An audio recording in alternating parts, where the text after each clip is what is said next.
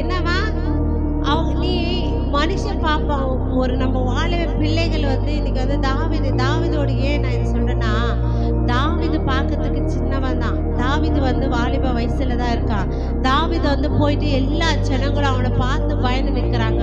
ஆனா அவனுக்குள்ள இருக்கிற பரிசுத்த ஆவியானவருக்கு நிரப்பப்பட்டவனா, அவனுக்குள்ள இருக்கிற வைராகியம், தேவனுக்கு என்று நான் நிற்கிறேன், எனக்கு தோல்வியே வராதுன்னு இல்லை, ஆனா ஜெயிக்கத்தக்கதான பலனு கர்த்தர் கொடுப்பார் என்று சொல்லிட்டு அவர் நிற்கிற வேளையில, நீ நிந்திக்கிற இஸ்ரவேலுடைய ராணுவ தேவனாகிய சேனைகள் கர்த்தருடைய நாமத்தினாலே வருகிறேன். அப்ப இயேசு கிறிஸ்துவோடைய நாமத்தை கொண்டு நம்ம எந்த ஒரு மனுஷனிடத்துல பேசும்போது அது என்ன பண்ணோம்?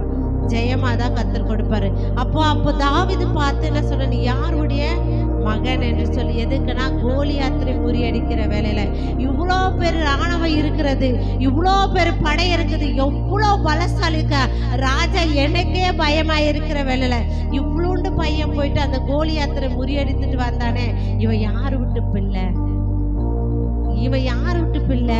இவனுக்கு எப்படி இவ்வளோ தைரியம் வந்தது?